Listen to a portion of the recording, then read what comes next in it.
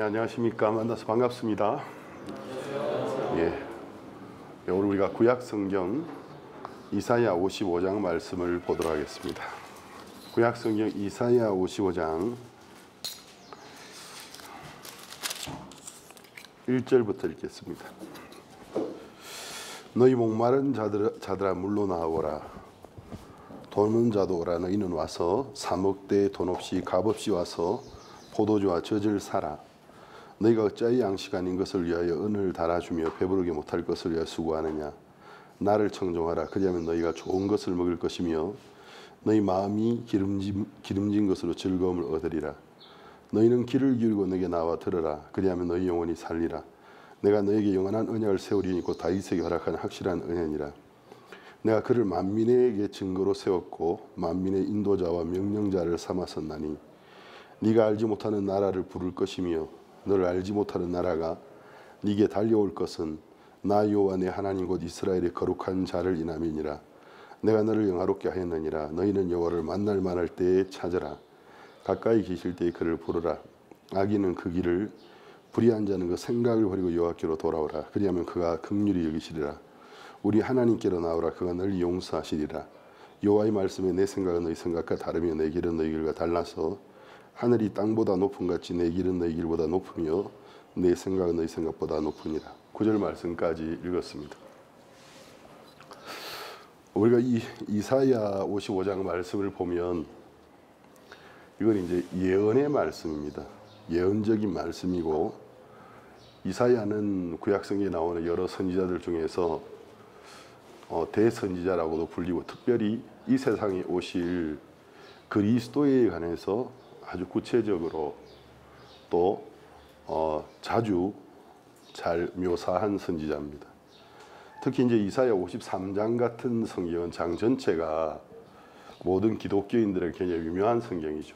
53장 6절에 보면은 우리는 다 양 같아서 그렇다의 제 길로 갔거늘 여호와께서는 우리 무리의 죄악을 그에게 담당시키셨도다. 이사야가 예수님 오시기 약 600~700년 전의 인물인데 600~700년 이후에 일어날 일을 너무 잘 묘사했습니다. 그리고 그 예언이 이루어졌습니다. 그리고 또 이사야 53장 1절부터 보면은 우리의 전한 것을 누가 믿었느냐 하면서 이 사실이 예수님이 이 세상에 오시기 전부터 선지자들을 통해서 이미 예언되어졌고 했지만 그 예언이 이루어지는 것을 목격하면서도 사람들이 믿지 않을 것이라고 이야기했습니다. 그리고 이제 53장에 보면 우리는 마치 그를 보지 않아야 될 자들, 그러니까 이제 흉악한 중범죄자들이 잡혔을 때 얼굴에 수건이나 옷 같은 걸 덮어서 사람들이 그 얼굴을 못 보게 한 상태로 끌고 가는데 그렇게 그를 취급할 거라고 되어 있습니다. 결국 그 예언이 600~700년 후에 그대로 다 이루어졌습니다. 근데 이제 이사야 55장에서 보면은 분명히 이제 구원에 관한 이야기, 예수 그리스도의 구원의 사역에 관한 이야기를 하고 있는데 1절과 2절을 보면 이게 이제 문법적으로 이제 어폐가 있는 거예요.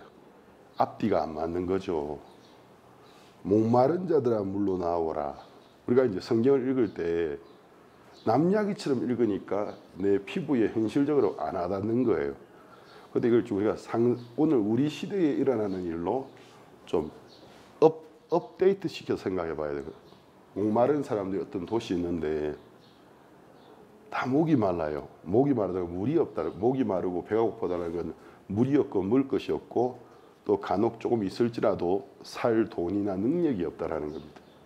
거기 어떤 사람이 갑자기 나타나서 거기 목마르신 분들, 배고프신 분들 다 이리로 오세요. 그럼 그 도시에서 사람들이 목이 마르고 배가 고픈 건 먹을 양식과 물이 없어서 그렇고 설령 좀 있을지라도 살 돈이 없거나 능력이 없어서 그런 건데 그런 사람들에게 거기 목마른 사람들, 배고픈 사람들 다 이리로 오세요 할 때는 마치 그들에게 무상으로 물과 양식을 공급해 줄 것 같은 느낌을 준다라는 거죠. 그럼 사람들이 기뻐서 달려가는 거예요. 갔더니 뭐라고 하느냐면 돈 없는 자도 와라. 그까지는 좋아요. 그래서 갔더니 너희는 그런데 여러분들은 사 먹으세요. 사서 먹고 마시세요. 누군가 만약에 오늘 이 시대에 이렇게 한다면 데모가 일어나겠죠. 지금 사람 무시하는 거예요. 아무리 우리가 돈이 없고 능력이 없어도 사람 목숨 가지고 이렇게 장난치는 거 아닙니다. 갔더니 사 먹으라는 거죠. 근데 돈 없이 값 없이 포도주와 젖을 사라는 거예요. 이게 이제 문법적으로 앞뒤가 전혀 안 맞는 이야기라는 것입니다. 아니 지금 물이 없고 마실 것과 먹을 양식이 없어서 굶주리고 목마른 자들에게 오라 하더니, 돈 없는 사람도 오라 하더니 시간 내서 왔더니 사 먹으라는 거죠. 지금 이 사람 목숨 가지고 좀 장난치나, 우리가 숫자가 많은 걸 모르나, 이 데모가 날 수도 있는데, 근데 이제 2절에 보면 이제 이 사람 편에서 지금 와서 원망하는 사람들에게 좀 자기 마음을 표현하는 거예요. 그러니까 이 두 부류의 사람들, 한 사람이죠. 그러니까 목마르고 배고픈 자들에게 와서 양식을 먹고 마실 것을 얻으라고 말하는 사람과 그걸 얻으려고 간 사람 사이에 어떤 생각의 큰 차이가 있어요. 근데 2절에 보면 너희가 어찌하여 양식 아닌 것을 위하여 은을 달아주며 배부르게 못할 것을 위하여 수고하느냐. 그러니까 이 사람은 뭐냐면, 왜 당신들은 먹어도 배도 안 차는 그걸 위해서, 먹어도 배부르지 못할 것을 위해 그렇게 수고하시고, 또 목마름을 없애주지 못하는 그런 것을 위하여 은을 달아줍니까? 그럼 여기에 보면 지금 목이 마르고 배가 고픈 사람들이 돈이 아예 없는 사람들은 아니에요. 돈도 있고 은도 있어요. 근데 지금 목이 마르고 배가 고픈 거예요. 그러니까 이제 이 사람들을 초대한 이분은 뭐라냐면, 왜 당신들은 그렇게 헛고생을 그렇게 하십니까? 지금 당신들이 배부르게 못할 것을 위해서 왜 은을 달아주고 수고합니까? 헛고생 좀 그만하세요. 그러니까 지금 여기 배가 고프고 목이 마른 사람들이 수고를 많이 하고 있는 사람들이에요. 수고를 많이 하고 있고 나름대로 돈도 내고 있어요. 근데 이제 그렇게 해서 사 먹는 양식과 마시는 물이 그들에게 배고픔을 없애주지도 못하고 목마름을 없애주지도 못하고 있다는 거죠. 다른 말로 하면, 이야기를 하는 분은 내가 주는 물은 먹으면 정말 목마름을 없애주고, 내가 주는 양식은 여러분을 배부르게 할 수 있다, 이 말인 겁니다. 근데 이제 내가 주는 물과 내가 주는 양식을 마시고 먹기 위해서는 조건이 하나 있는데, 지금 당신들은 여러분을 배부르게 못할 양식, 여러분의 갈증을 없애주지 못할 음료수를 사서 먹고 마시려고 수고하고 있는데, 이건 무슨 말이냐면은 생각 좀 버리세요, 그 말이라는 거죠. 좀 생각 좀 버리고 이야기 좀 들어보세요. 사실은 양식과 물이 공짜입니다. 여러분이 한번 먹으면 여러분을 배부르게 해줄 수 있고, 마시면 갈증을 없애줄 수 있는 양식과 물이 있습니다. 그건 공짜인데, 여러분이 양식이 아닌 것, 참된 음료가 아닌 것을 먹고 살려고 은을 달아주고 수고하려는 생각 속에 빠져있기 때문에 이걸 못 먹는 겁니다 라고 이야기하고 있는 거라는 거죠. 이거 이해가 되시죠? 그렇죠? 그래서 이제 이 문장을 읽어보면 어려운 듯하지만 문장을 독해해 보면 결국 그런 뜻이라는 것입니다. 그러면서 이제 뒷부분에 보면 나를 청종하라. 지금까지 문장했죠. 이 답답한 사람들아, 여러분들 참 답답하시네요. 여러분이 지금 그 사서 먹으려는 그 양식은 여러분을 배부르게 못 해주는 거예요. 여러분이 지금 사서 마시려는 그 물은 여러분의 갈증을 못 없애주는 거예요. 그런데 그 헛된 양식과 물을 위하여 은을 달아주고 왜 그렇게 수고하세요? 다른 말로 하면 좀 생각 좀 내려놓고 제 이야기 좀 들으면 안 되겠습니까? 이야기라는 거죠. 여기까지 이해되시죠? 그렇죠? 그래서 여러분이 성경을 읽을 때 여러분이 책을 좀 많이 읽어보신 분이라면 영적인 의미는 잘 이해 못하실지라도 이게 문법적으로는 이해가 빠르실 거예요. 그런데 이제 여러분이 책을 읽을 습관이 없는 분이라면 이런 표현들이 비유적이고 은유적이기 때문에 아마 내용을 이해하는 데도 시간이 꽤 걸릴 겁니다. 근데 결론적으로 뭐냐 하면 여러분을 배부르게 해줄 수 있는 양식과 여러분의 갈증을 없애줄 수 있는 물이 있는데 그건 공짜입니다.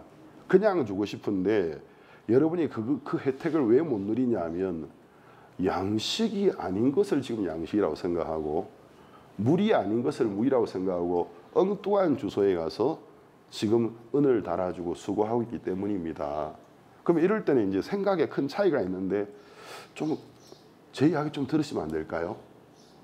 그래서 이제 나를 청종하라 그러는 겁니다.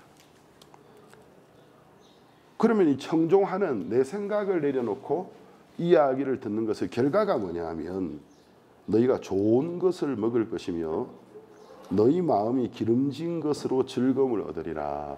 그러면 너희들이 정말 좋은 양식을 먹게 되고 너희 영혼이 살게 된다.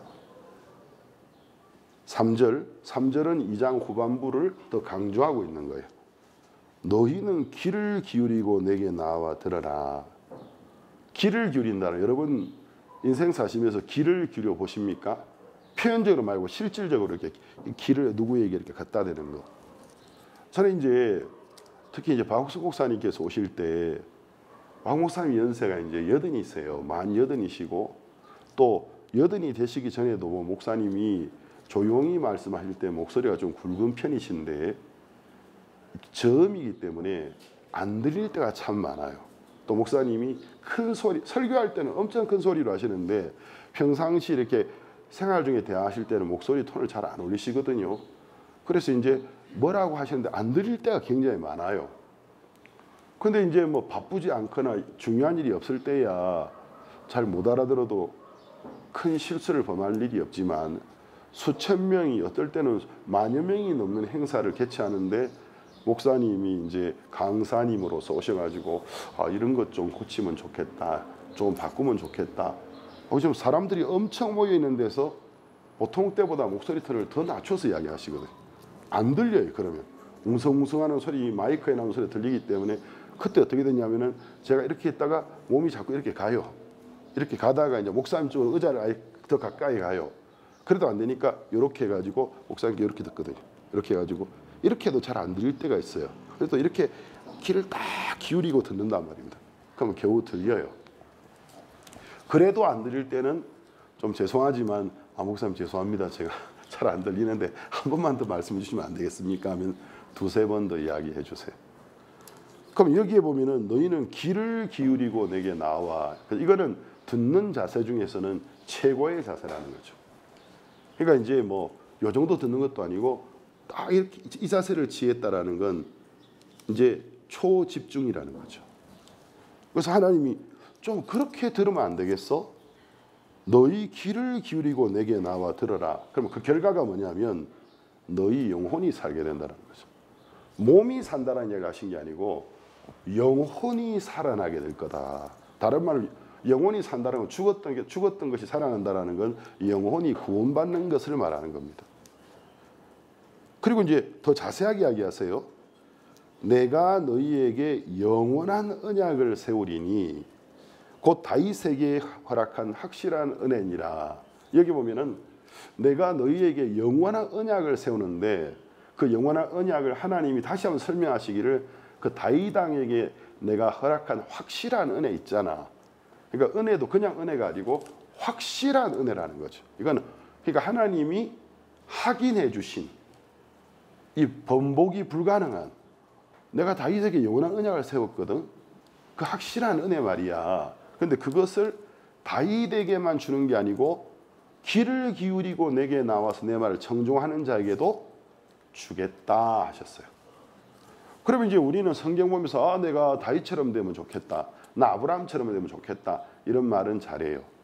근데 이제 정작 삶 속에 어려운 일들이 일어나서 하나님의 도움이 필요할 때는 내가 다윗이 아니니까, 내가 아브라함이 아니니까 나는 상관없어. 그 스스로 자기가 소망을 버려버리고 어려움 속에 빠질 때가 많아요. 근데 만약에 성경에 나오는 어떤 사람이 하나님의 은혜와 복을 받은 것이 우리하고 아무 상관이 없는 것이라면 굳이 성경에 적어 놓았을 이유가 있을까요? 읽어보면 이건 나하고 아무 상관없는 이야기잖아요. 그럼 내가 그 이야기 읽을 필요가 없어요. 그 이야기 나올 때마다 내가 뭐하려고 지금 시간 소모하고 이 페이지를 읽지, 그것도 수십 페이지씩. 이거 나하고 아무 상관없는 거잖아. 근데 하나님은 성경에 수십 페이지씩, 수십 장씩 어떤 인물들이 어떻게 하나님의 은혜와 복을 받았는지를 적어 놓은 것은 그 사람들을 하나님이 하나의 모델로 세운 거라는 거죠. 그래서 이 사람이 이렇게 복 받았잖아. 이 사람이 처음 상태를 봐봐. 그 처음 상태는 너하고 큰 차이가 없어. 너하고 비슷한 조건의 사람이었어. 근데 자세히 한번 봐봐. 어떻게 하니까 이렇게 큰 복을 받게 되어졌는지. 결국 그 사람들을 세우신 것은 우리에게 하나님이 그들에게 주시는 은혜와 복을 우리에도 주고 싶은데 그 방법을 우리에게 가르쳐주고 있는 목적이라는 것입니다. 아멘 되십니까? 네. 그렇습니다. 그래서 하나님이 이야기를 하시고는 4절에 그는 다윗이죠. 내가 그를 만민에게 증거로 세웠고, 스페인어 성경에는 테스티고 증거가 아니고 증인으로 세웠다 했어요. 만민의 인도자와 명령자, 스페인어 성경에는 선생, 스승으로 삼았다고 되어 있습니다. 자, 그러면 증인은 어떤 능력을 가지고 있죠? 어떤 경험을 가진 증인이 막 자세하게 이야기할 때 내 마음속에 믿음을 일으켜줘요.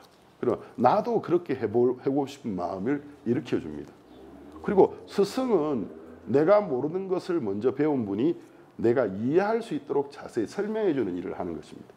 그러니까 하나님은 다윗을 만민의 증인으로, 스승으로, 그러니까 다윗이 어떻게 이런 큰 복을 받는 걸 보여주면서 자세히 좀 봐라.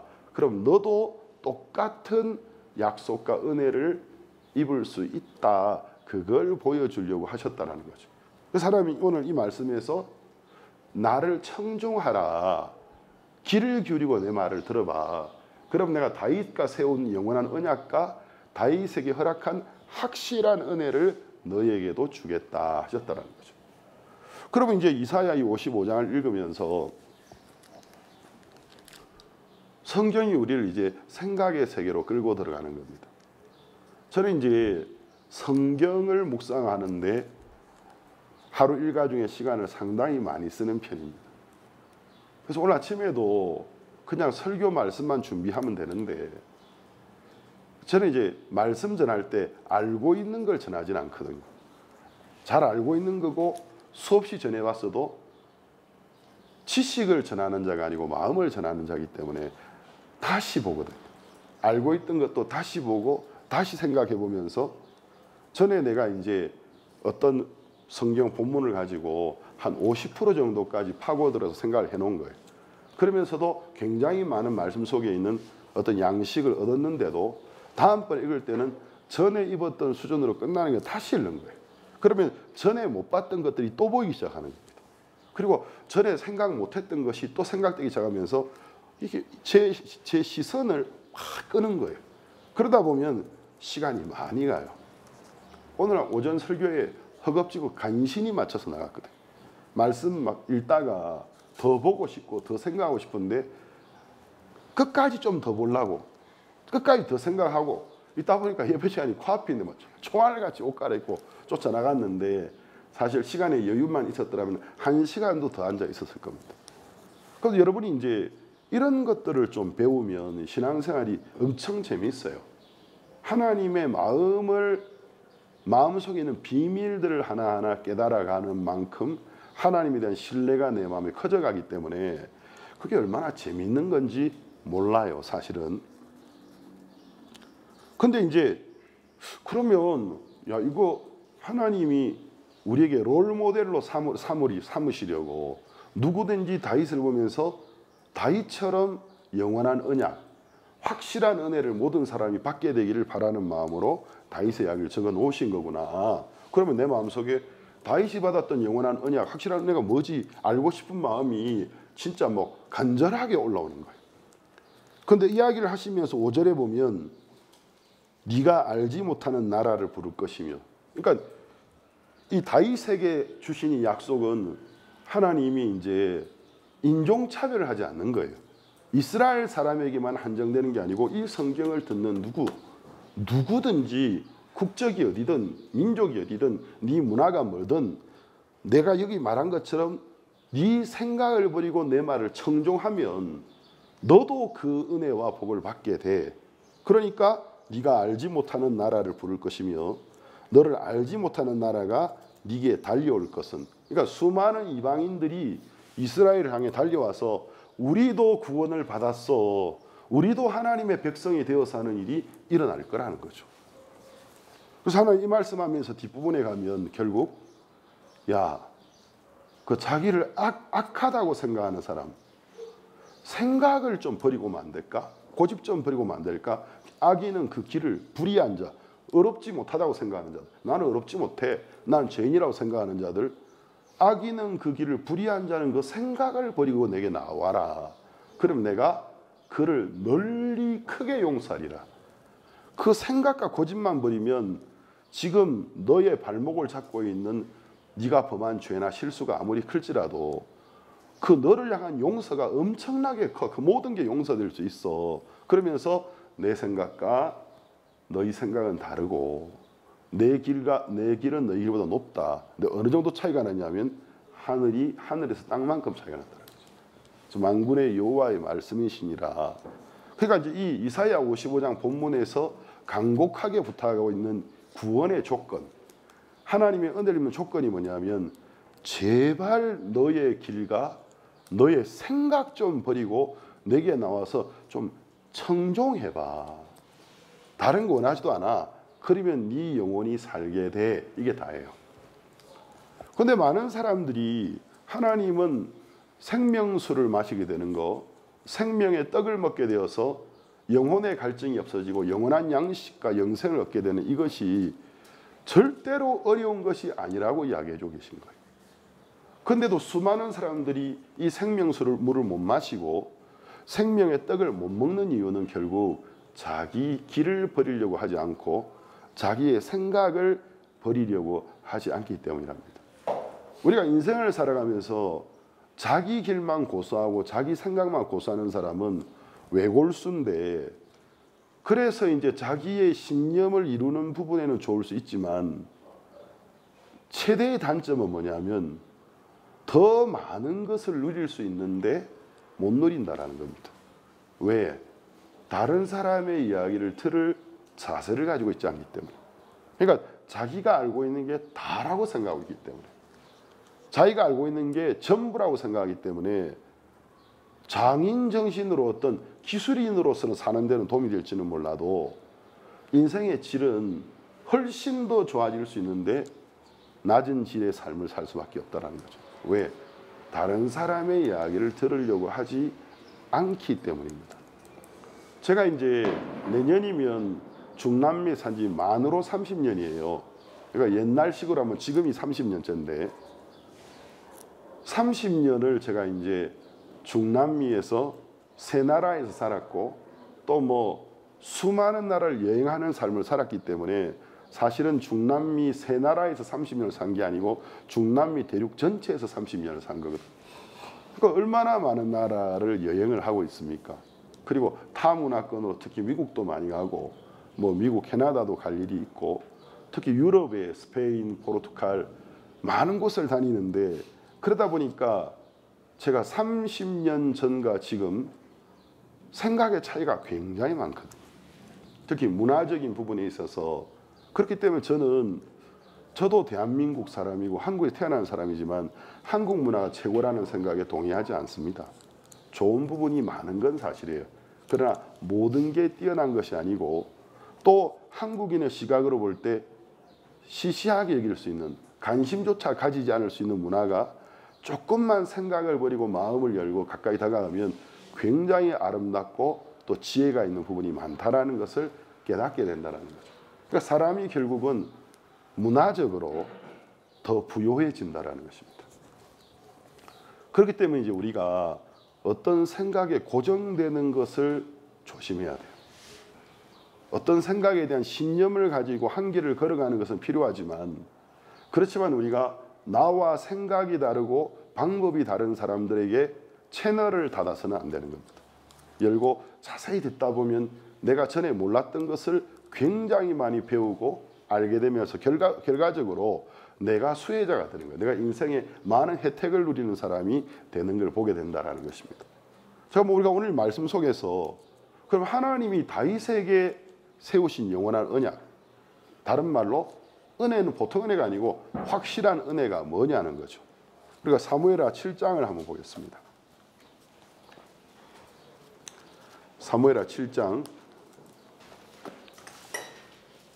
오늘은 예배지만 성경 공부라고 생각하시면 됩니다. 여러분이 성경을 더 깊이 알고 자세히 아는 것만큼 하나님에 대한 이해가 넓어지고 저절로 믿음이 생깁니다.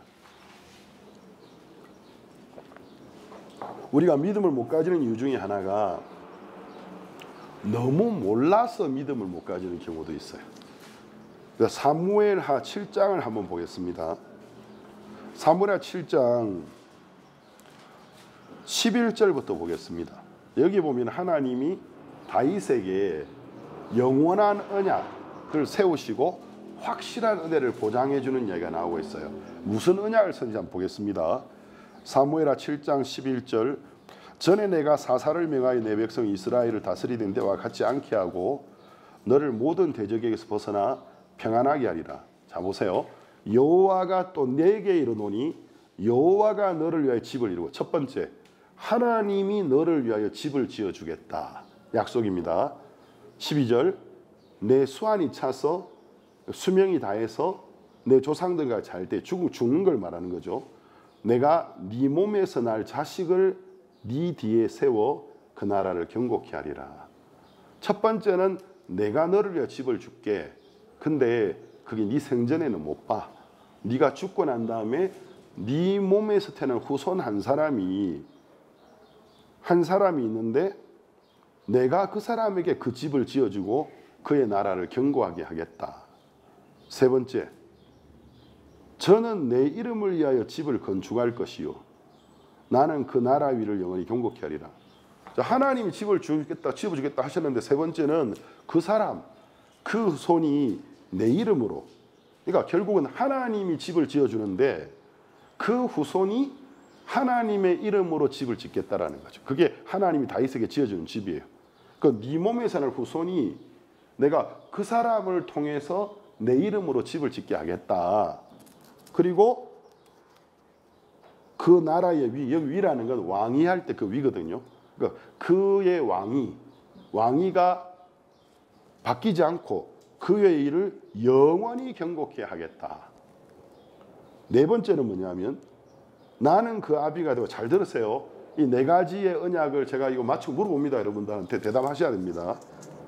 그 다음은 15절, 14절. 나는 그 아비가 되고 그는 내 아들이 되리니 저가 만일 죄를 범하면 내가 사람 막대기와 인생 채찍으로 징계하리니와 내가 네 앞에서 패한 사울에게서 내 은총을 빼앗은 같이 그에게서는 빼앗지 아니하리라.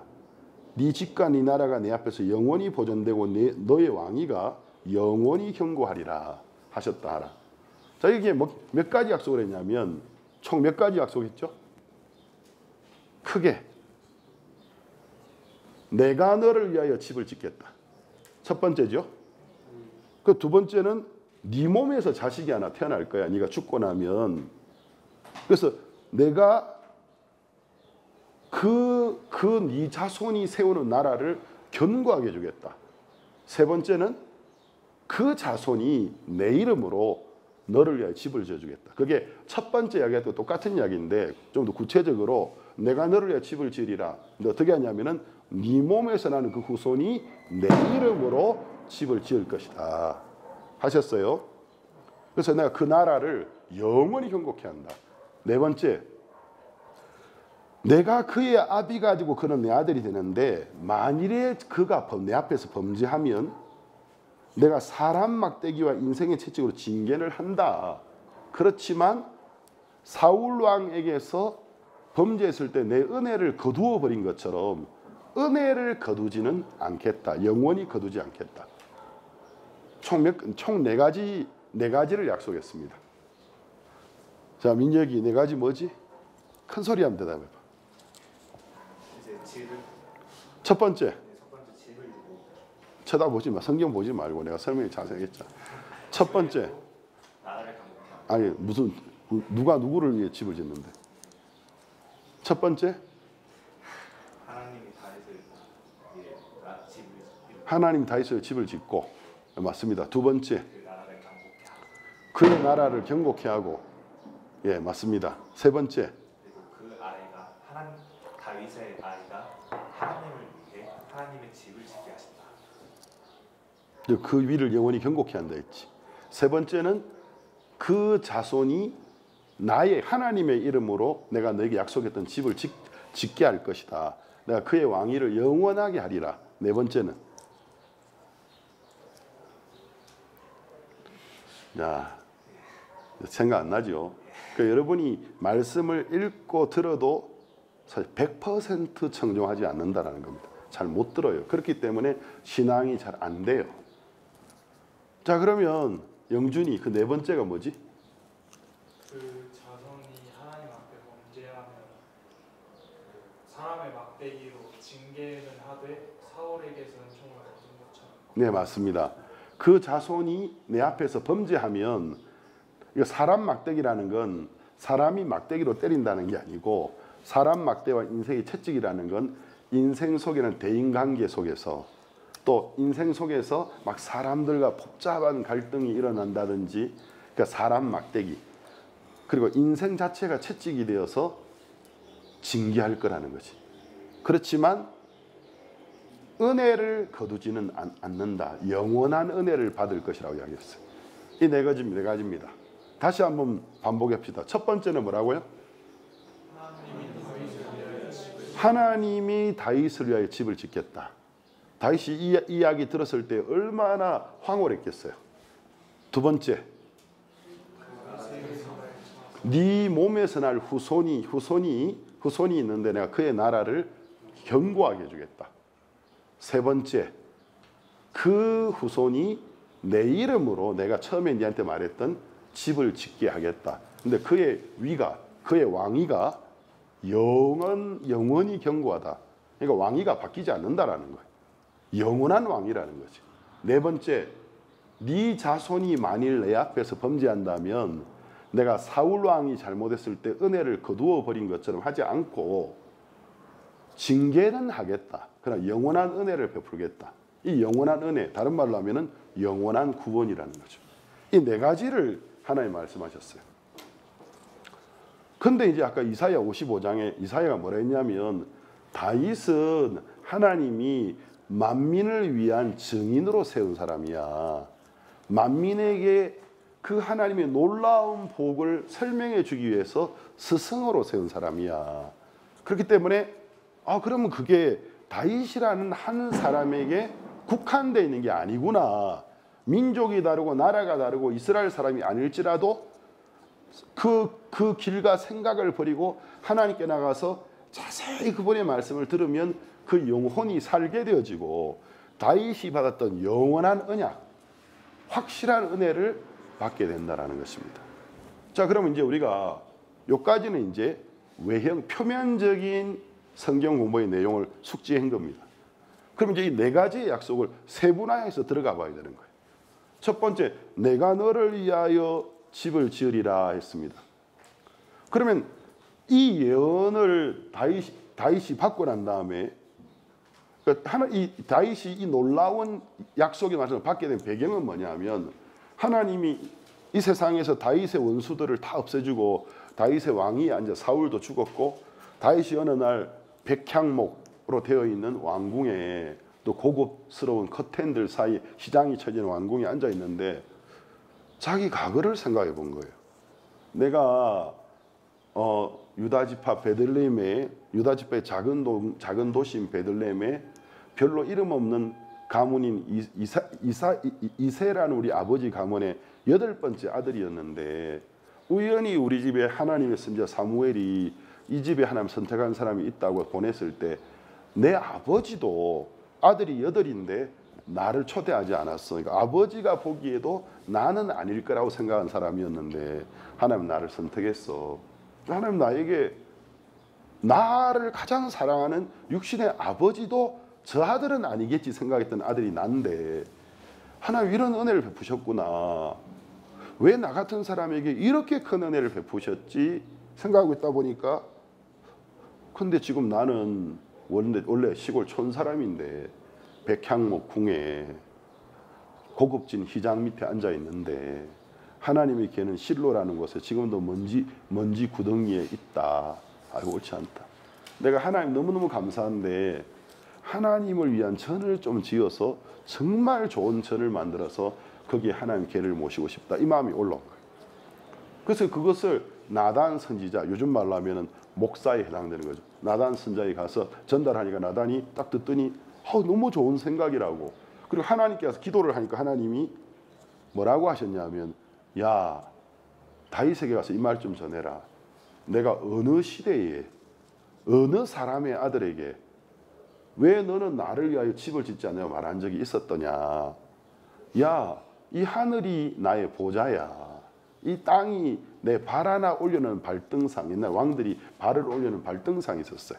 그래서 야 이 우주가 내가 앉는 의자고 이 땅은 내 발 하나 올리는 발등상도 못 되는데 어떤 사람의 아들이 나를 내가 살 수 있는 집을 만들 수 있단 말이냐. 근데 그렇지만 네가 이 마음을 가진 것은 내가 보기에 참 좋다. 그걸 내가 원하지는 않는다. 근데 하나님이 가서 이 말 전해라. 거꾸로 하나님을 위해 집을 짓겠다고 하는 다윗의 거꾸로 내가 너를 위하여 집을 지어주겠다. 어떤 집이냐면은 영원한 집이에요. 그래 내가 너에게 왕위를 주는데 그냥 왕위가 아니고 영원한 왕이라는 거죠. 모든 왕들이 쿠데타 일어나거나 전쟁이 일어나서 왕위 뺏길까 봐 초잠 속에 사는데 영원한 위를 네게 주리라. 왕위를 주리라. 집을 지어주고 근데 그건 대신에 네가 살아서는 못 봐. 네 몸에 사는 후손 중에 한 명이 태어날 건데 그 아들 때 내가 그의 나라를 영원히 견고하게 해주겠다. 세 번째, 그 아들이 나의 이름으로 내가 네게 말했던 그 집을 지어줄 거다. 그래서 그의 나라와 그의 위를 내가 영원히 견고케 하겠다. 네 번째는 만약에 하나님 범죄하는 경우를 말씀하셨다라는 것은 사람이 범죄할 가능성이 있다라는 걸 하나님이 알고 계신 겁니까? 모르는 겁니까? 알고 계시다라는 거예요. 그래서 사람이 이걸 범죄하는 걸 알고 있어요. 만일 범죄하게 될지라도 내가 사울 왕에게서 은혜를 뺏어버리고 성신도 뺏어버렸거든요. 성령도 뺏어버렸거든요. 그래서 그 은혜와 성령을 거두지 아니하고 내가 아버지가 되어서 아들을 훈육하고 가르치겠다. 그러나 그의 위는 영원하고 그의 나라는 영원하다. 어마어마한 약속을 받은 거예요. 자, 그러면 결국 다윗은 약속대로 죽었습니다. 그러면 다윗의 몸에서 태어난 누군가가 하나님을 위하여 전을 짓는 일이 일어나야 돼요.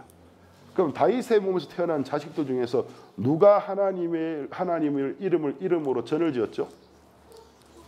첫 번째는 솔로몬입니다. 그러면 이 예언 속에 영원한 왕위를 가지고 영원한 왕국을 가지게 될 다윗의 후손이 솔로몬입니까? 솔로몬은 BC 960년경에 성전을 지었어요.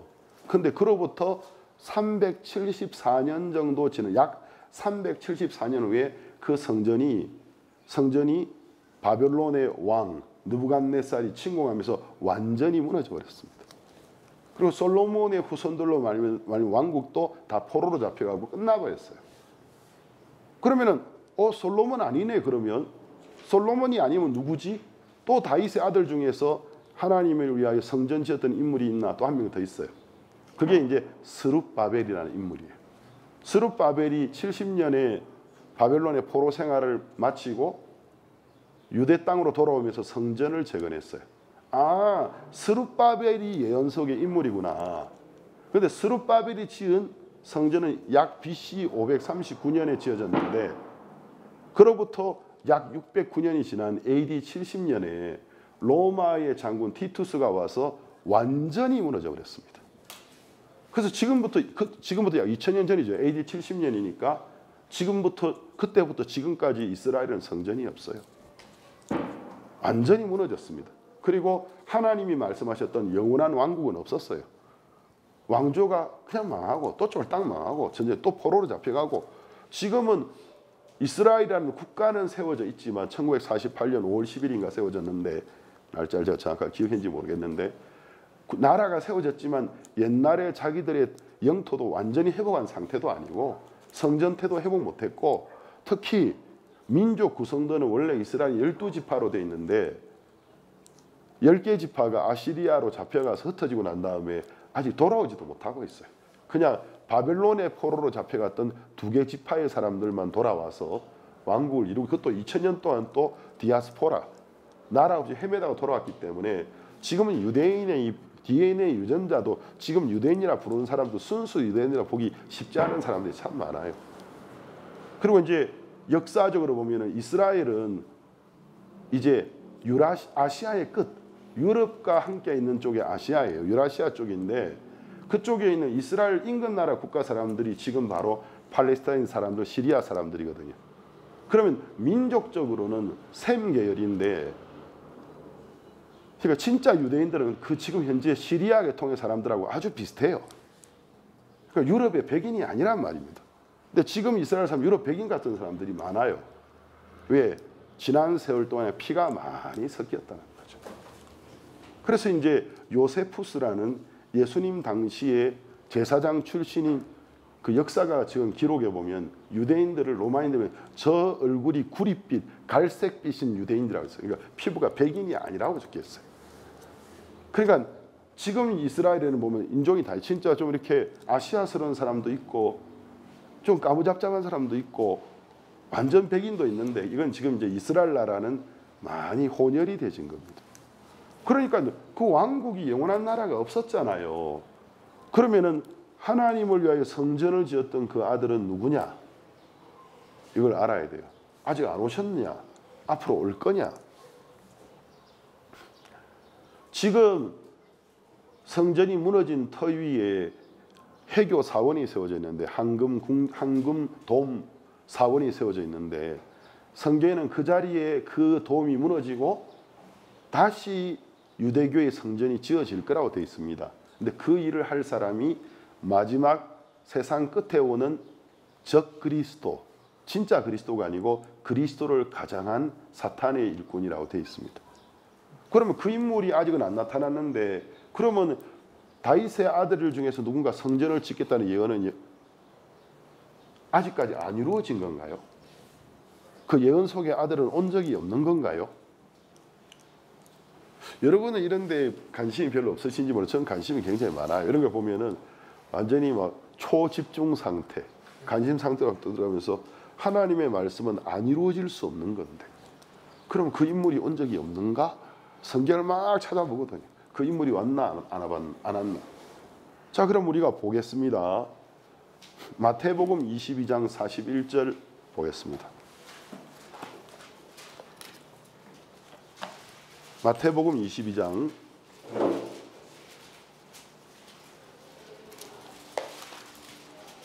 41절 바리새인들이 모였을 때 예수께서 그들에게 물으시되 너희는 그리스도에 대하여 어떻게 생각하느냐?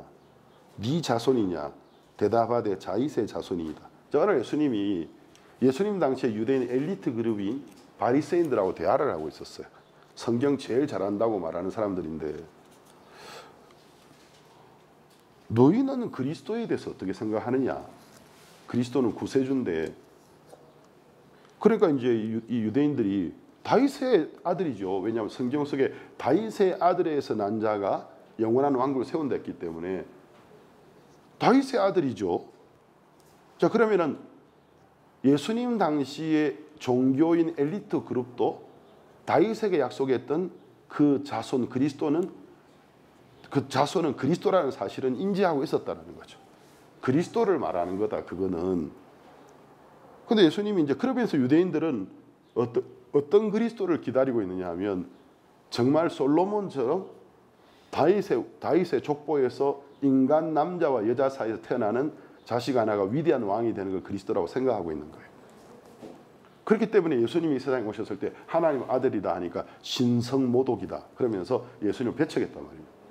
그래서 이제 사람의 아들 남자와 다윗의 후손인 남자와 인간 여자 사이의 결혼을 통한 성관계를 통해서 태어나는 사람이 위대한 왕이 될 거라고 생각하고 있는데 그런 그리스도 간을 갖고 있기 때문에 예수님이 내가 하나님의 아들이라니까 네가 감히 사람의 몸에 태어나서 하나님과 너를 동등하게 여기느냐 신성목이다도 배척했단 말입니다.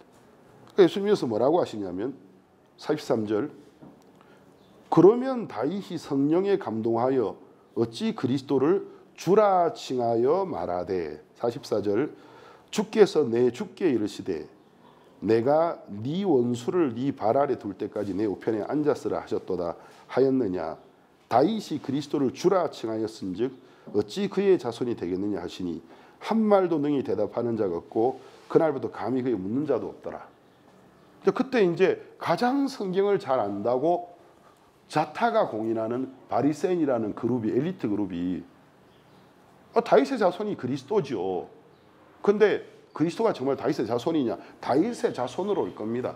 이 사람들 생각하는 다윗의 자손이라는 건 인간 다윗의 후손과 인간 여자가 결혼을 해서 성관계를 통해서 노는 자식을 말하는 겁니다.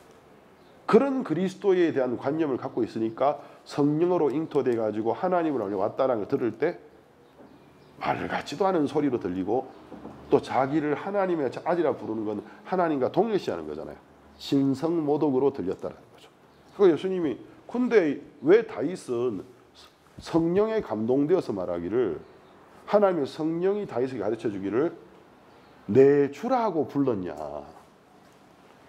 그러니까 예언 속에는 다윗의 아들로 오는데 사실은 다윗의 아들 아니라는 거지. 다윗의 혈통으로 와서 그렇지 혈통 가운데 나서 그렇지 다윗의 피하고는 사실은 상관이 없어요. 주인이 있어요. 그래서 시편 110편에 나오는 구절을 인용하면서 내 주께서 내 주에게 이르시기를 우리는 여러분은 유대인이 아니기 때문에 이 구절을 들을 때 별로 충격을 안 받아요. 그런데 유대인들은 유일신을 믿는단 말입니다. 하나님 위에 다른 신이 없어요. 하나님의 아들도 있을 수 없고 하나님의 신도 있을 수 없어요. 성령도. 하나님만 믿는데 그들이 믿는 구약 성경 속에서 내 주께서 내 주, 다윗이 두 명의 주가 있는 거라. 내 주께서 내 주에게 명하시기를 두 분의 신이 이야기하고 있는 거예요. 내 보좌 우편에 앉아라. 보좌 우편은 왕자가 앉는 자리고 계승자가 앉는 자리인데 동등하다라는 거죠. 그래서 이제 이것은 과연 그러면 하나님이 두 분이고 세 분인가? 그게 아니고 이것을 이제 신학적인 용어로 삼위일체 세 분의 신성의 위, 그 왕위 할 때 그렇지 않는데 위가 삼위가 하나라는 거죠. 사실은 하나인데 세 개의 다른 위, 다른 모습으로 나타났다라는 거죠. 한 분인데 바리새인들의 이야기를 딱 듣고는 깜짝 놀란 거예요. 근데 이 세 분은 하나예요. 하나지만 각 다른 모습으로 나타나신 것입니다. 어떤 면에는 다르지만 다릅니다. 다른데 하나예요. 그래서 이제 다윗은 그것을 성령의 감동에서 알았기 때문에 내 주께서 내 주에게 이르시기를. 야, 다윗이 그리스도를 주라 했어. 근데 너희들은 무슨 다윗의 후손에서 솔로몬 같이 사람이 결혼해서 태어나는 인물을 메시아로 기다리냐. 그런 생각을 가지고 있으니까 하나님은 다윗의 혈통을 빌렸지만 성령의 감동으로 보내주려고 하고 있는데 이 세상에 그리스도가 올 때 못 알아볼 수밖에 없다라는 거예요. 잘못된 관념을 갖고 있기 때문에. 이해되죠? 그렇죠?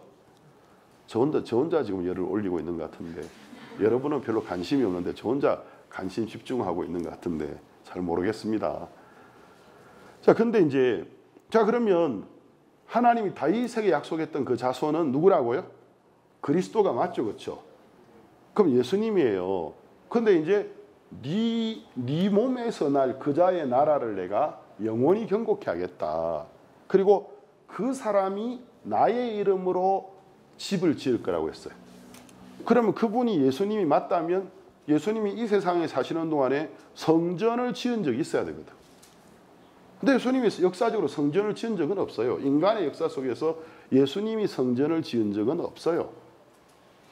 그런데 우리가 요한복음 2장 19절을 보겠습니다.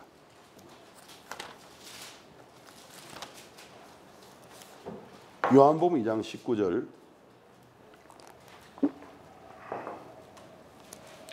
요한복음 2장 19절 22절까지 소리내서 한번 읽겠습니다.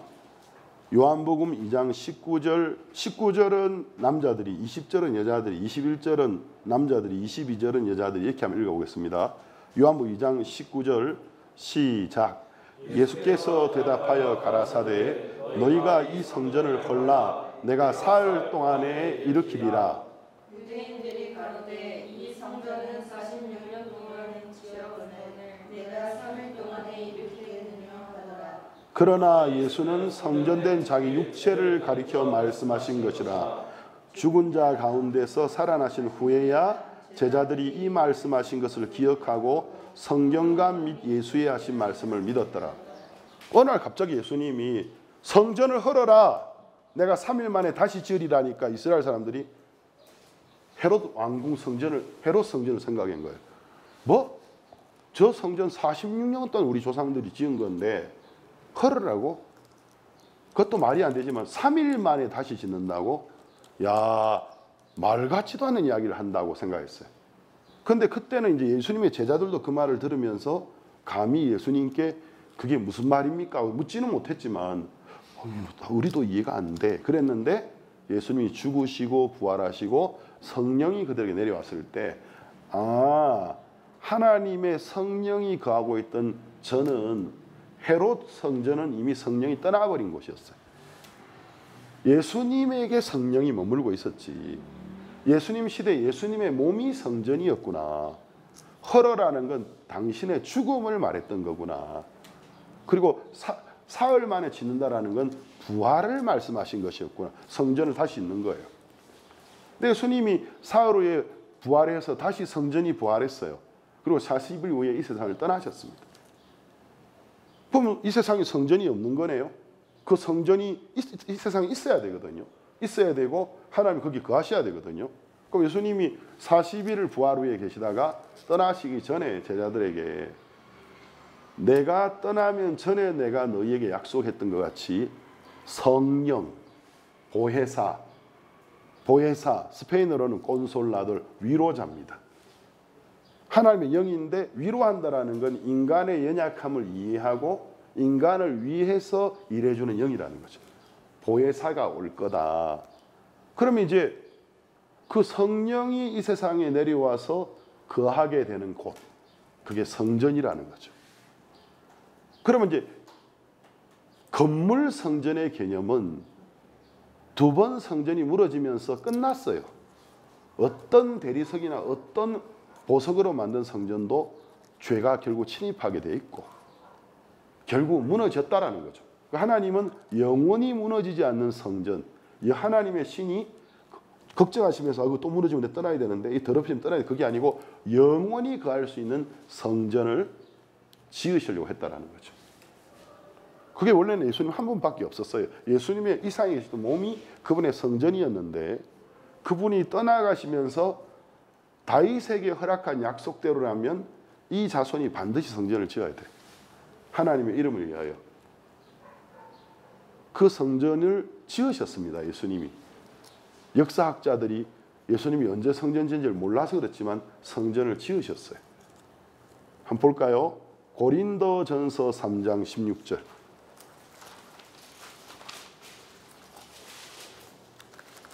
고린도전서 3장 16절입니다. 그래서 여러분이 성경을 자세히 읽어야 되는 겁니다. 고린도전서 3장 16절입니다. 소리내서 읽어보겠습니다. 저 뒤에 지역이 한번 읽어봐. 3장 16절. 너희가 하나님의 성전인 것과 하나님의 성령이 너희 안에 거하시는 것을 알지 못하느냐. 자, 사도 바울이 고린도 교회 성도들에게 너희가 하나님의 성전인 거 모르냐?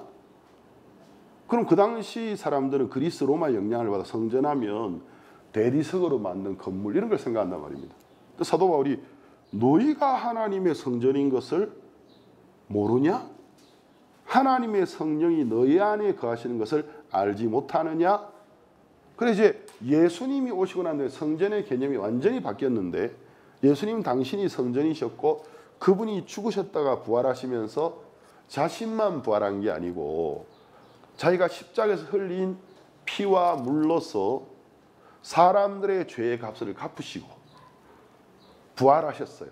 그래서 누구든지 예수님이 우리를 위해서 이루어 주신 구원의 사역, 구원의 사업을 믿기만 하면 예수님이 자신의 피와 물로 우리의 죄의 값을 다 갚아놨기 때문에 그 영혼이 의로워지고 흰눈처럼 깨끗해지고 그러면 하나님의 신이 그 안에 사시기에 아무런 부족함이 없는 곳이 된다는 거죠. 근데 예수님의 피의 효력은 영원하기 때문에 그래서 예수님의 피와 흘리신 피와 물의 공로를 믿고 영혼의 죄를 씻음 받은 성도들의 모임이 성전이라는 것입니다. 그래서 예수님이 하늘나라에 올라가셔서 약속하셨던 성령을 하나님이 어떤 것은 하나님이 보냈다고 하나님과 예수님이 보냈다는 거 어떤 것은 예수님이 보냈는데 결국은 보내주셨어요. 그러면 예수님은 이 땅에 다윗에게 약속했던 네 몸에서 네가 죽고 난 다음에 네 몸에서 날 아들이 내 이름으로 집을 지으리라 그 예언이 이루어졌습니까? 안 이루어졌습니까? 이루어졌어요. 그럼 이제 그 사람들의 모임을 나라라 하거든. 나라. 그 나라를 내가 견고케 하리라. 그리고 이제 그는 그 나라의 왕인데 그의 왕위를 영원하게 하리라. 그 예언이 이루어졌습니까? 안 이루어졌습니까? 이 세상의 어떤 건세자는 군왕들이 이 교회를 없애보려고 지난 2000년 동안에 별의별 시도를 다 했어요. 그렇지만 하나님의 교회를 없앨 수 없었습니다. 이것은 결국 우리가 언제 세상 끝날에 하나님의 왕국에 영원히 살게 될 그것도 거듭난 성도들이 살게 되는 곳이기 때문에 영원한 왕국도 결국 교회가 사는 곳이라는 거죠. 그러니까 그 성전은 아무도 할 수 없어요. 어떤 사람이 나를 죽일 수는 있어요. 그러나 하나님의 성전을 할 수는 없어요. 그 말 이해되죠? 그렇죠? 거듭난 사람들 상당히 많이 탄압하거나 감옥에 가두거나 죽일 수는 있어요. 근데 그의 왕국을 소멸할 수 없어요. 하나님의 성령이 계속해서 죽어도 또 새롭게 구원받는 사람들 계속해서 이거는 아무도 멸망시키지 못하는 왕국이라는 거죠. 지구상에 많은 왕국이 있었어요. 로마가 1000년 이상 유지됐는데 절대로 멸망하지 않을 것 같았습니다. 지금 필줄적으로 로마의 우선인 이태리 사람들이 있지만 내가 로마의 후손이라고 주장하는 사람 없잖아요. 필줄적으로 있지만 완전히 그 나라가 망해버렸어요. 징기스칸 시대에 몽골이 대단했지만 징기스칸의 왕국은 망하고 없지 않습니까? 나폴레옹 프랑스 대단했지만 망했지 않습니까? 근데 영원히 망하지 못하는 왕국이 있는 거예요. 그것이 예수님이 흘리신 피와 물로 사신 교회입니다. 이럴 때는 아멘 하셔야죠. 아무도 멸망시키지 못합니다. 그리고 그들은 아직은 이 세상에서는 육체 아래 있기 때문에 육체가 거듭난 건 아니에요. 육체는 여전히 아담에게서 물려받은 유전인자와 재성의 영향을 받고 있어요. 그러면은 우리 육체 속에 있는 연약함이나 재성 때문에 우리 마음이 더럽혀져야 되는 거 아닐까요? 못 더럽힙니다. 예수님의 피가 그 모든 죄와 허물을 씻었기 때문에 절대로 침투할 수 없습니다. 아멘 하셔야죠. 예수님의 피가 우리를 깨끗하게 하셨기 때문에 하나님의 성령이 그 안에 거하시기에 아무런 문제가 없다라는 것입니다. 아멘. 이 놀라운 이야기예요. 자, 그러면 첫 번째, 내가 너를 위해 나라를 지어줄게. 두 번째, 네가 죽고 나면 네 몸에서 난 자식이 있는데 내가 그의 나라를 경고케 하리라. 그리스도입니다. 그의 나라는, 그의 왕국은 교회죠. 세 번째, 그가 내 이름으로 성전을 지으리라. 그의 나라와 왕위는 영원히 견고하리라. 그분이 지은 성전은 자기의 부활도 되지만 예수님의 부활과 더불어 교회가 탄생했잖아요. 교회가 성전입니다. 그래서 그 교회가 그의 나라입니다. 그래서 그의 위가 죽음을 이기고 부활하기 때문에 더 이상 죽을 수 있는 법이 없어요. 지금은 하나님 뜻 때문에 하늘나라에 가 계시지만 그의 왕위가 영원한 겁니다. 그래서 우리는 영원한 왕국의 백성이죠. 그렇죠? 그래서 박옥수 목사님께서 아들을 놓으시고 아드님의 이름을 영원한 왕국, 영국이라고 지으셨다고 하더라고요. 영원한 왕국이에요. 우리는 그 영원한 왕국의 백성입니다. 아멘? 그래서 우리도 죽을 수도 있잖아요. 죽을 수 있죠. 인생의 육체의 수명이 되면 죽을 수 있죠. 그렇지만 우리 영혼이 결국은 부활해서 그의 왕국에 살게 되기 때문에 영원한 나라의 백성이라는 것입니다. 네 번째 약속에 그 자손이 죄를 범하면 내가 성신을 거두거나 은혜를 거두지 않고 징계하고 가르치지만 항상 있겠다. 그러면 사무엘하 7장에는 그 자손이 단수로 되어 있거든요. 그럼 사무엘하 7장에 처음에 나는 단수 자손은 그리스도이가 맞아요. 근데 네 자손이 범죄하면 만약 그것도 문장적으로는 단수인데 그러면 그리스도가 범죄할 수 있다라는 건가? 이건 말에 어폐가 있는 거예요. 그리스도는 죄를 알지 못해요. 우리는 죄의 유혹을 참고 피하지만 예수님은 죄의 유혹을 참으신 적이 없어요. 피하신 적도 없어요. 왜? 죄를 알지 못하셨기 때문에. 죄를 알지 못하셨기 때문에 죄에 대한 반응이 없는 거예요. 예수님을 유혹할 수 있었던 인간이든 생명체는 지상에 없었어요. 죄를 모르셨기 때문에. 그런데 우리는 예수님의 피로 모든 죄를 씻음받고 구원을 받았지만 우리 육체는 죄를 알고 있어요. 죄를 인지하고 있고 죄의 유혹을 느낍니다. 그러면 그 자손이 예수님은 될 수 없어요. 그런데 그 자손이 죄를 범하면 누구를 말하는 거지? 이런 의문이 생겨요, 안 생겨요? 저는 이런 거 읽을 때요. 초집중 상태에 들어가거든요. 그래서 누구지? 그러면 예수님? 성전을 지으실 성전은 교회지. 근데 예수님은 범죄할 수 없어. 이건 누구를 말하는 거지? 되게 궁금해진단 말입니다. 그럼 성경 속에 답이 있어야 돼요. 근데 우리가 시편 89편을 보면 사무엘 7장에 하나님이 다윗에게 했던 약속을 시편의 버전으로 다시 적어놨어요. 한번 보겠습니다. 시편 89편 잘 들으세요. 이런 성경 공부는 이거 공짜로 하기 쉽지 않은 겁니다. 돈 받고도 쉽지 않은 건데 시편 89편을 한번 보겠습니다. 귀한 말씀을 그냥 전하는 게 하나님께 전하다고. 근데 대신에 전하다 보니까 사람들이 말씀을 기이 안 여길 때가 있어요. 근데 깊이 생각해 보면 엄청난 말씀들입니다. 시편 89편을 보겠습니다. 30절에서 35절까지 보겠습니다. 시편 89편 30절. 만일 그 자손이 내 법을 버리며 내 규례대로 행치 아니하며 내 율례를 파하며 내 계명을 지키지 아니하면 내가 지팡이로 저희 번가를 다스리며 채찍으로 저희 죄악을 징책하리로다. 그러나 나의 인자함을 그에게서 다 거두지 아니하며 나의 성실함도 폐하지 아니하며 내 언약을 파하지 아니하며 내 입술에서 낸 것도 변치 아니하리로다.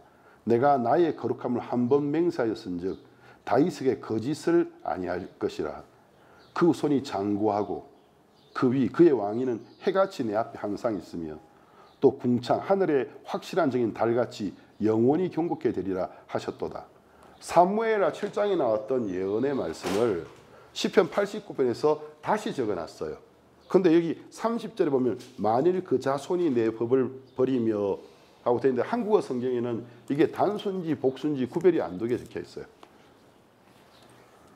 제가 갖고 있는 성경은 레이나 발레라 스페인어판 킹 제임스 성경인데 30절 말씀에 그 자손이 시 데카렌 수스 이호스 밀레이 복수로 되어 있습니다. 그러니까 성전을 짓는 단수인 그리스도가 아니고 복수의 아들들입니다. 혹시 여기 킹 제임스 버전 영어 성경 갖고 있는 사람 있나요? 킹 제임스 버전 영어 성경 어플, 핸드폰 어플에 한번 보세요. 이 30절에 스페인어 성경에는 복수로 되어 있습니다. 뭐라고 되어 있는지 지금 한번 보세요. 킹 제임스 버전 영어 성경 어플리케이션에서 10편 89편 30절에 아들로 되어 있는지 아들들이라고 되어 있는지 한번 보세요. 10편 89편 30절에 뭐라고 되어 있습니까? children이라고 되어 있죠. 복수입니다. 복수. 한국어 성경도 정말 좋은데 이제 어떤 부분이 이런 세미한 부분이 한문을 쓰다 보니까 이게 단수인지 복수인지 약간 혼돈스러울 때가 있어요. 그래서 children이라고 되어 있죠. 복수형으로 되어 있죠. 그렇죠?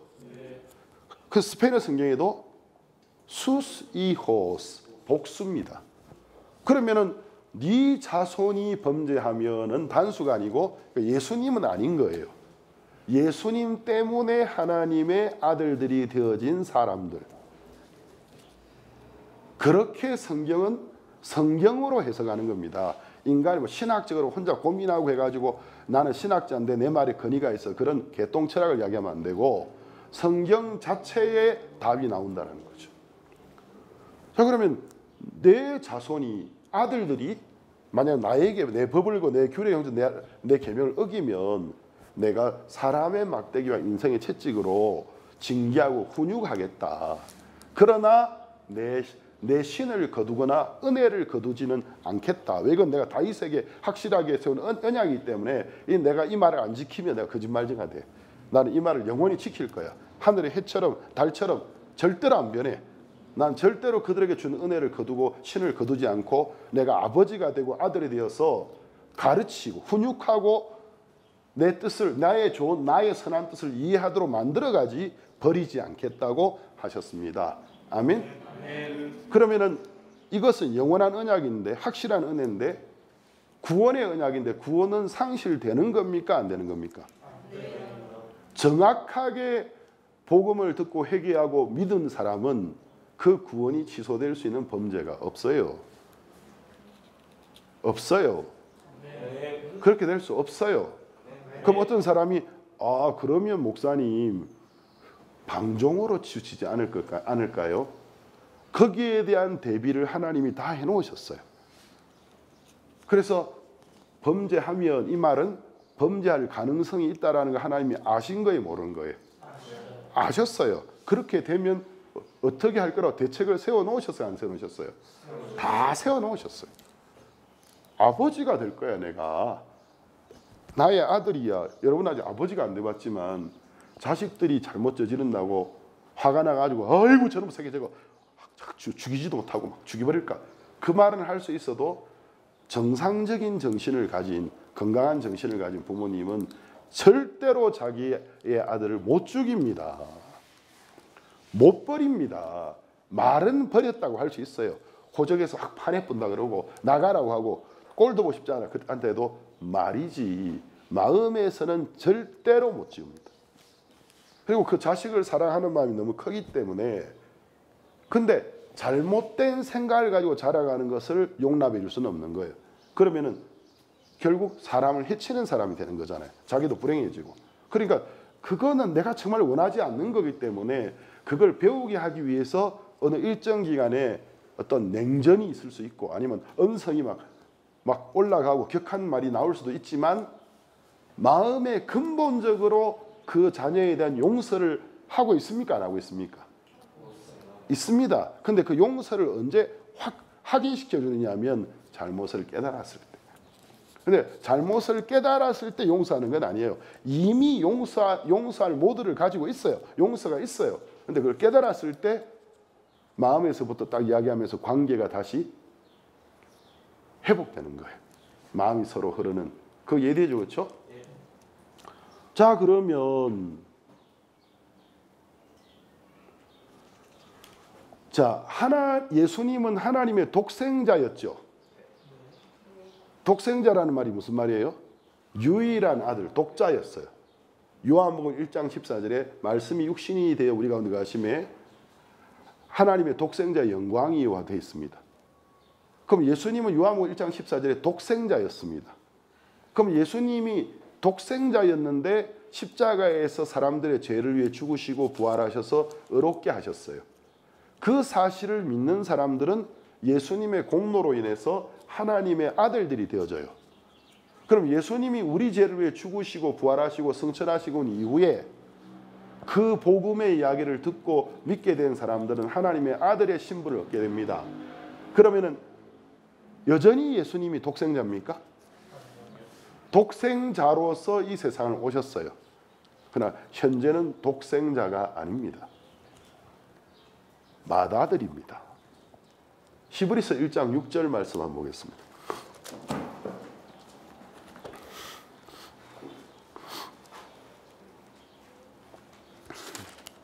히브리서 1장 6절.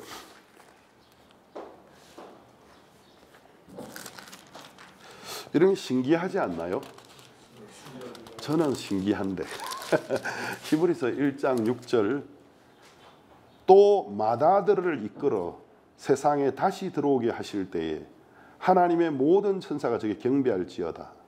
자, 여기 보면은 맏아들을 이끌어 다시 세상에 들어오게 하실 때에, 그러면 이 맏아들을 한번 세상에 들어오게 하신 적이 있었다라는 거예요? 없었다라는 거예요? 근데 첫 번째 들어오게 하실 때는 독생자였어요. 근데 하나님 언젠가 이분을 다시 오게 하실 거거든요.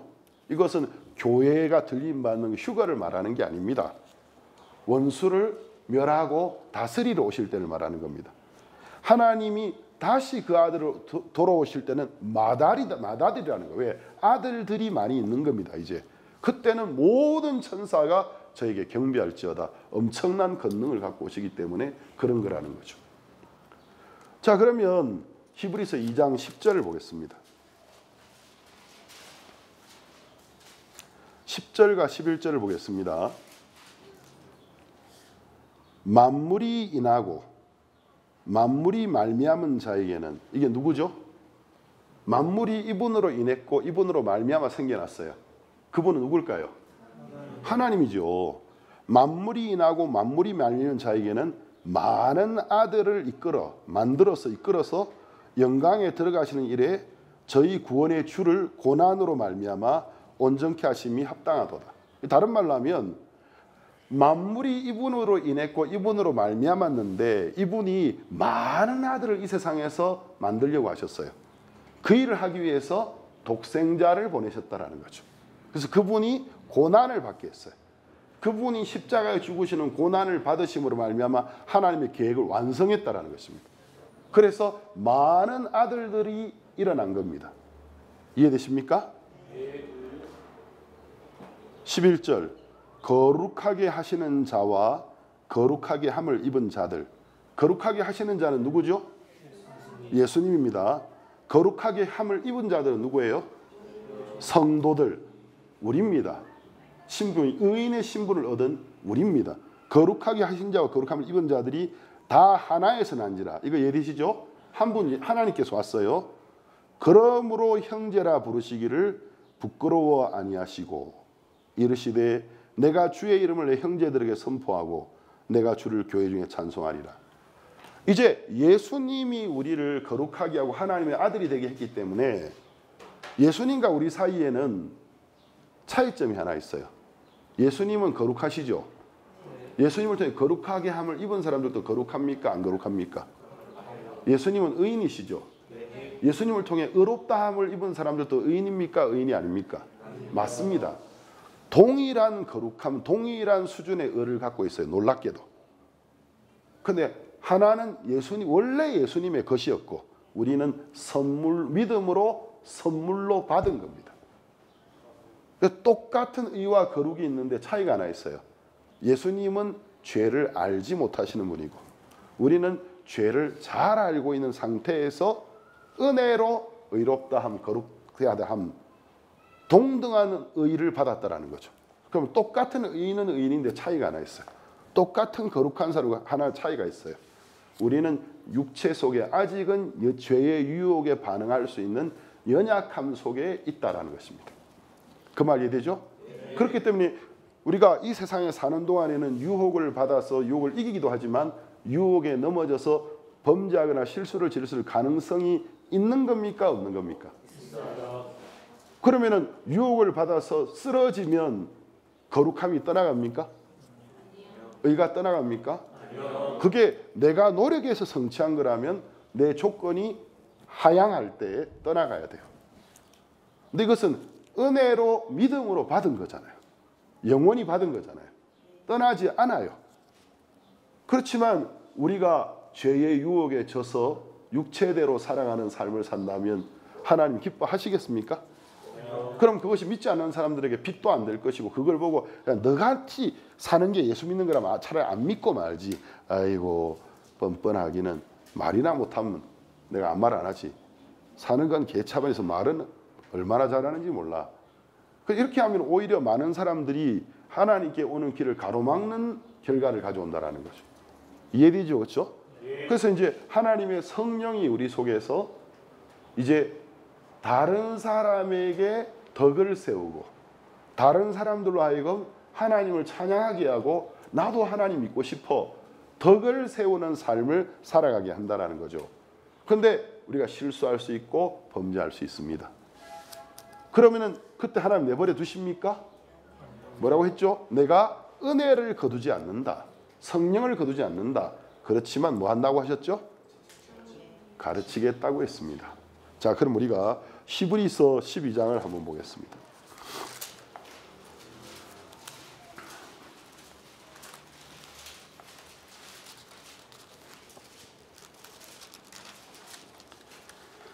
히브리서 12장 5절에서 10절까지 보겠습니다. 또 아들들에게 권하는 것 같이 너에게 권면하신 말씀을 잊었도다 일렀으되. 자, 하나님이 우리를 이제 어떻게 대하고 있다라는 거죠? 아들들로 대하고 있다라는 거죠. 아들들에게 권하는 것 같이 너에게 권면하심을 잊었도다 일렀으되 내 아들아 주의 징계하심을 경여기지 말며 그에게 꾸지람을 받을 때 낙심하지 말라. 자, 하나님이 그 사랑하는 아들들에게 사랑하고 보호하시지만 징계도 하세요. 그래서 징계를 받을 때에 두 가지의 중요한 자세를 이야기해요. 징계를 경히 가볍게 여기면 안 돼요. 두 번째는 그렇다고 꾸지람 받았다고 낭망해도 안 돼요. 그래서 여러분이 이제 징계와 꾸지람을 많이 안 받아본 이 사람들은 어쩌다가 한번 징계받거나 꾸지람 받으면 맛이 가버려요. 완전. 징계 안 받으면 막 씩씩거리고 자기가 잘못해놓고도 징계를 받아야 되는데 오히려 더 화내고 징계를 경히 여기는 그런 사람들도 있고 어떤 사람은 잘못을 인정하고 바뀐 받는데 완전히 낙심해가지고 이제 나는 살 자격이 없어. 나는 이 길에 있을 자격이 없어. 또 완전히 이래야 되는 사람이 있다는 거죠. 하나님은 그러지 말으라는 거죠. 가볍게 여기지도 말고 낙심하지도 말아라. 왜? 징계와 꾸지람이 마음을 슬프게 하는 건 맞지. 그렇지만 그 목적은 너를 훈육해서 온전케 해주려는 거기 때문에 그렇게 슬퍼만 하고 있어도 될 일은 아니라는 것입니다. 그 무슨 말인지 이해되죠? 그렇죠? 자, 그러면 8절 7절 너희가 참음은 징계를 받기 위함이라 하나님이 아들과 같이 너희를 대우하시나니 어찌 아비가 징계하지 않은 아들이 있으리요. 여기 있는 우리 청년들 여러분의 부모님이 여러분 크는 동안에 징계 안 한 적 있습니까? 한 번도 징계 안 했더라면 여러분은 그분들의 아들들이 아닐 수도 있어요. 진짜 그분들의 아들들이라면 뭐 사주시고 아이고 귀여운 놈 그거만 하시는 게 아니고 때때로 호통치시고 분명히 야단치십니다. 8절 징계는 다 받는 것이거늘 너에게 없으면 사생자요 참아들이 아니니라. 또 우리 육체의 아버지가 우리를 징계하여도 공경하였거늘 하물며 모든 영의 아버지께 더 복종하여 살려 하지 않겠느냐. 저희는 그러니까 육체의 아버지는 잠시 자기의 뜻대로 우리를 징계하였거니와 오직 하나님은 우리의 유익을 위하여 그의 거룩하심에 참여케 하시느니라. 그러니까 하나님 우리 영의 아버지신 하나님이 우리를 징계하거나 꾸짖으시는 것은 우리가 그의 하나님의 거룩한 뜻에 참여해야 하는 삶을 살게 하기 위해서 하는 거라는 것입니다. 이해되십니까? 예. 그러면 이게 이제 하나님이 다윗에게 허락했던 영원한 언약. 그 기간이 영원이에요, 영원. 영원한 언약이고, 은혜도 그냥 은혜가 아니고 확실한 은혜예요. 예를 들면 경상도 아니고 갱상도 발음으로 확실합니다. 이게 뭐 확실한 은혜. 이제 전라도에서 확실한 은혜를 뭐라고 표현하면 확실히 전라도스러운 발음이야? 잘 모르겠어. 그러니까 확실한 은혜 막 그거 뭐라고 말해야 될지 잘 모르겠다. 모르겠는데 하여튼 이건 뭐 확실한 거야. 안 바뀌는 은혜야. 이거는 영원한 언약이야. 이거 엄청난 거예요. 그렇죠? 저만 흥분해가지고 이런 것 같은데. 근데 자, 끝으로 우리가 히브리서 5장하고 몇 군데만 보겠습니다. 5장 9절.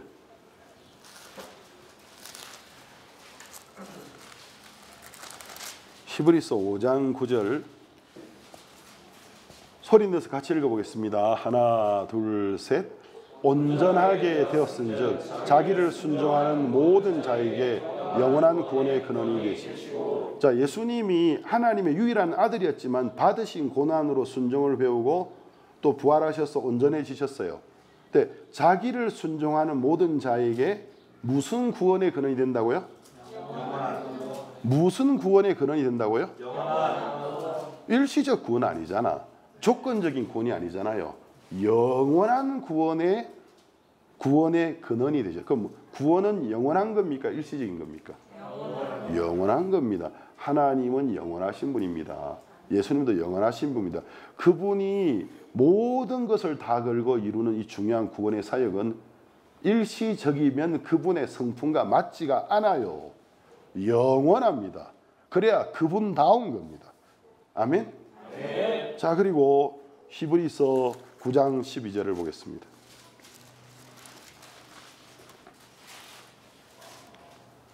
염소와 송아지의 피로 아니하고 오직 자기 피로 무슨 속죄를 이루었다고요? 영원한 속죄. 영원한 속죄를 단번에 이루사 단번에 성소에 들어가셨느니라. 만약에 우리가 어떤 실수와 부족을 범해서 다시 죄인 되는 거라면 영원한 속죄가 아닌 거죠. 제한적인, 조건적인, 일시적인 속죄를 이뤘다고 말해요. 근데 단 한 번에 영원한 속죄를 이루고 영원한 왕국에 들어가 버리셨어요.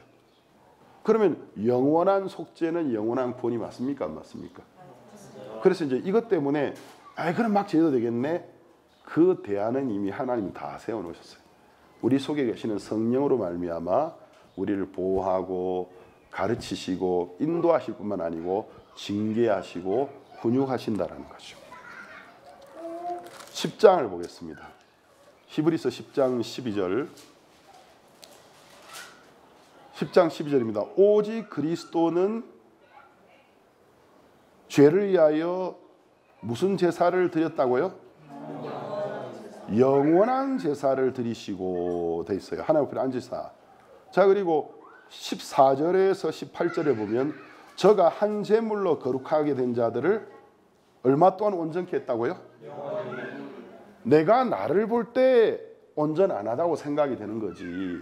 하나님이 보실 때는 우리가 그의 왕국에 영원히 살기에 아무런 부족함이 없도록 영원히 온전하게 해놓으셨습니다.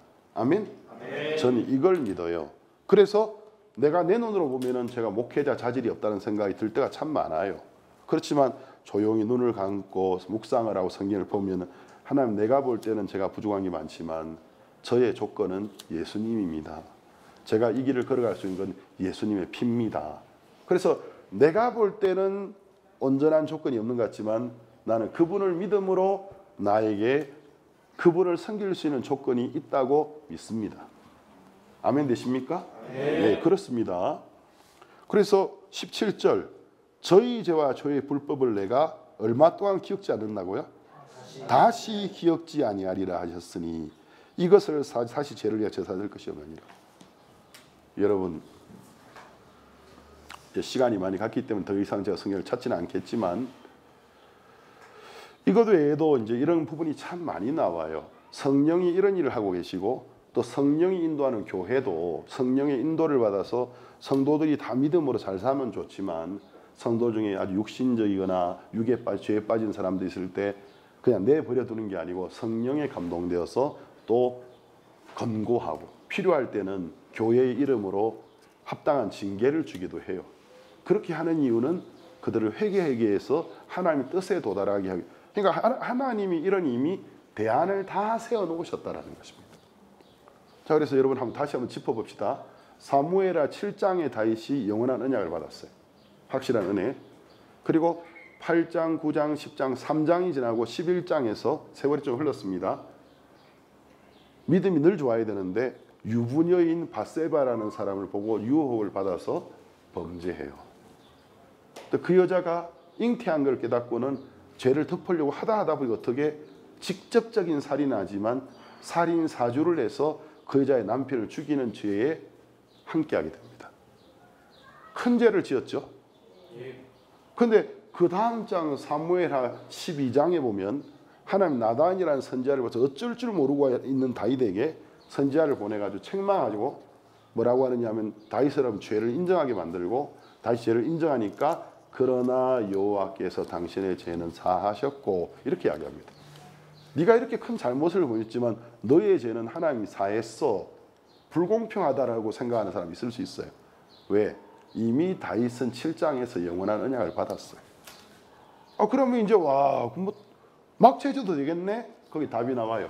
너의 죄는 하나님 씻으셨지만 이것으로 인해서 네 집에서 칼이 떠나지 아니하리라. 사람의 막대기와 인생의 채찍으로 다윗을 징계하는 이야기가 나와요.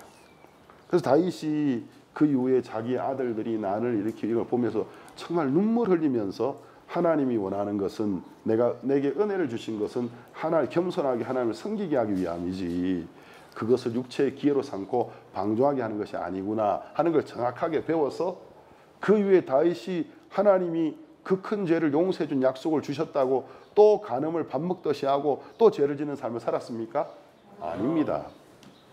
나이가 들어서 침상에 죽을 때까지 하나님의 일에 정말 충성스럽고 자기를 다 드리는 삶을 살게 되진 겁니다.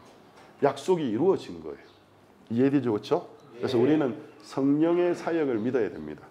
그래서 찾지 마세요. 그냥 들으세요. 요한복음 14장에는 성령이 너희에게 오면 너희를 고아와 같이 버려두지 않고 너희와 영원히 함께 있고 너희에게 모든 걸 가르쳐 줄 거라고 이야기했어요. 그리고 16장에서는 성령이 오시면 너희들에게 죄에 대하여 의에 대해 가르치고 죄의 유혹에서 이기게 해주겠다고 말씀하셨어요. 그리고 에베소 4장 30절에 성령을 근심하게 하지 말아라. 그러니까 우리 속에 있는 성령이 기쁨으로 우리를 복된 길로 이끄는데 하도록 우리 자신을 드려야 되는데 자꾸 성령의 뜻과 성령을 거스르는 짓을 하면 성령이 무엇의 이 세상에 시간을 어떻게 써야 되느냐 하면 사실 우리를 통해서 많은 사람을 구원하고 하나님의 영광을 나타내 쓰고 싶은데 내가 막 성령하고 싸움하는 자세를 취하니까 성령이 떠나지는 않지만 근심하시면서 나를 징계한다고 시간을 다 보내게 인생을 허비하게 된다는 거죠. 또 하나는 성령을 소멸하지 말아라. 성령을 정말 꺼트릴 수 있는 사람은 없어요. 성령을 꺼트리는 것 같은 그런 삶을 살지 말아라는 거죠. 그리고 또 너희 속에 계시는 성령이 시기하기까지 너희들을 사모한다고 잊지 말아라. 우리 속에 있는 성령이 우리를 시기해요. 하나님의 사랑으로. 야, 예수님의 피로 너를 샀어. 네가 세상과 짝이 된 건 난 볼 수 없어. 네가 마귀를 따라 난 볼 수 없어. 그래서 시기하기까지 사모하시기 때문에 우리가 성령의 뜻을 거스리고 세상을 향해 한 발 더 나아갈 때 처음에는 일이 잘 되는 것처럼 보이지만 반드시 성령님이 우리를 따라오셨어요. 인생의 책찍과 사람의 막대기로 징계하시고 우리 마음을 돌이켜서 하나님을 위해 살아가게 하신다라는 것입니다. 그렇기 때문에 구원은 영원하고 완전하고 부족함이 없습니다. 우리 영혼의 제사함뿐만 아니고 우리 인생 전체를 복되게 이끌 수 있도록 하나님 모든 것을 해놓으셨습니다. 이해되십니까? 이것이 하나님이 다윗과 세운 영원한 언약이고 확실한 은혜입니다. 근데 이거를 오늘 내 생각과 내 길을 버리고 하나님의 말씀을 자세히 듣는 우리 모두에게도 똑같이 약속으로 세우셨습니다. 너 지금까지 이방인이었어 상관없어. 너 지금까지 한국인이었어 상관없어. 너 지금 상관없어. 너 내 말 듣고 믿을래? 예. 하고 그 말씀을 순종하실 때 그럼 내가 너에게도 다윗과 세웠던 똑같은 영원한 언약, 확실한 은혜를 세운다. 그래서 우리가 이런 복된 삶을 사는 것입니다. 감사하지요? 그래서 이런 부분들을 깊이 생각하시면서 여러분 하나의 복된 삶을 사시면 좋겠습니다.